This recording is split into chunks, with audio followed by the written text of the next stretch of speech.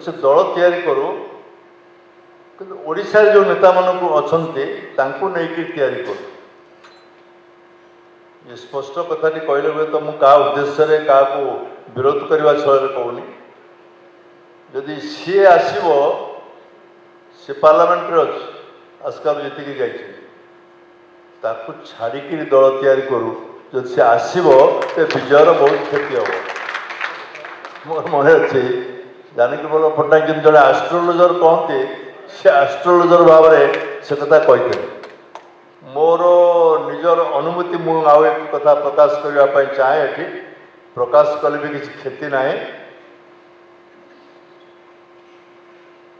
संगे संपर्क जदिव से सरकार आम विरुद्ध विजु जनता दल आम तैयारी करूँ गोटे समय 1997 मसीह से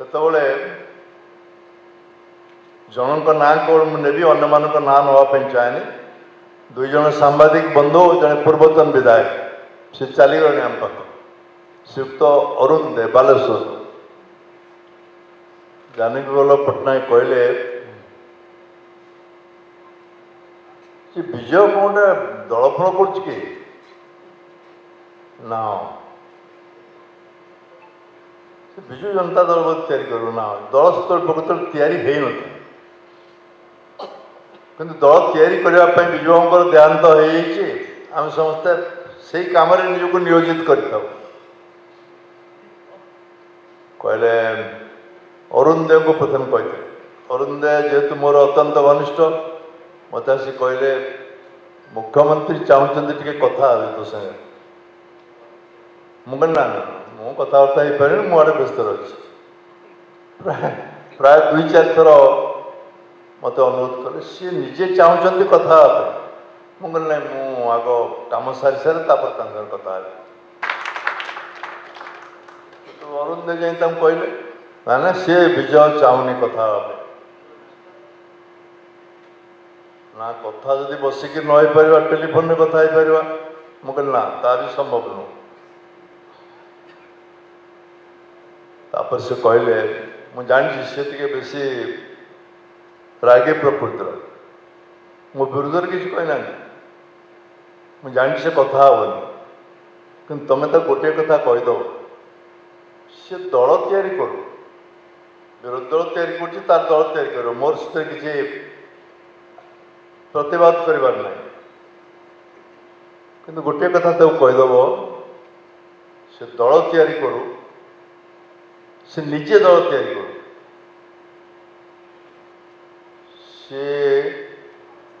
कारण से नवीन पट्टनायक आस्का लोकसभा आसन निर्वाचित हो जाता जनता दल विजु जनता दल गठन होनी मुझे दिन कथा से दल तैयारी करू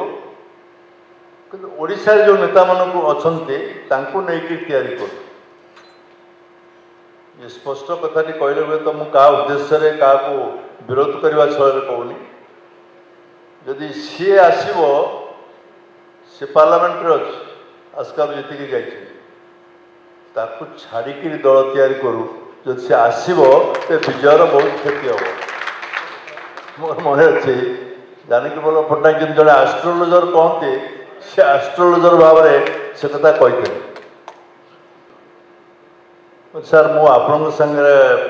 गोटे कथार आपण कथा को शिरोधार्य मानली जे आपण जहाँ कही ताला आस्ट्रोलोजर भाव में मुझे कथा को आज मन रखी ओडिशा रे कौन व्यक्तित्व मत एक कथा कहना केवल आपण एकमात्र व्यक्तित्व ये स्पष्ट भाव में कही जहाँ कही अक्षर अक्षर पालन है मुझे आपको धन्यवाद देवाई जाए कहीं बहुत समय बस राजनीतिक आलोचना हुए आमर एजेंडा केवल गोटे एजेंडा आमर व्यक्तिगत स्वार्थ जे शासन रम व्यक्तिगत स्वार्थ प्रथम एजेंडा हम ओडिशा आमर द्वितीय एजेंडा हम यही धारा कौन राज्य केवे चलनी कि चली पार ना शासनटा जो अत्यंत अहंकार हो जाए समस्त बेले भावती सबुदिन आज जी कोटिपति अच्छी सबुदिन कोटिपति रही ना कि शासन में जी रहे सी थे भावे ଯେତେବେଳେ ଶାସନଟାର ଅହଙ୍କାରଟା ଚରମ ସୀମାରେ ପହଞ୍ଚି ଯାଏ ସେ ଭାବେ ମୁଁ ସବୁଦିନ ସୁନା ଚାମଚରେ ଖାଇବି, ରୂପା ଖଟରେ ଶୋଇବି। ସେଟା ହିଁ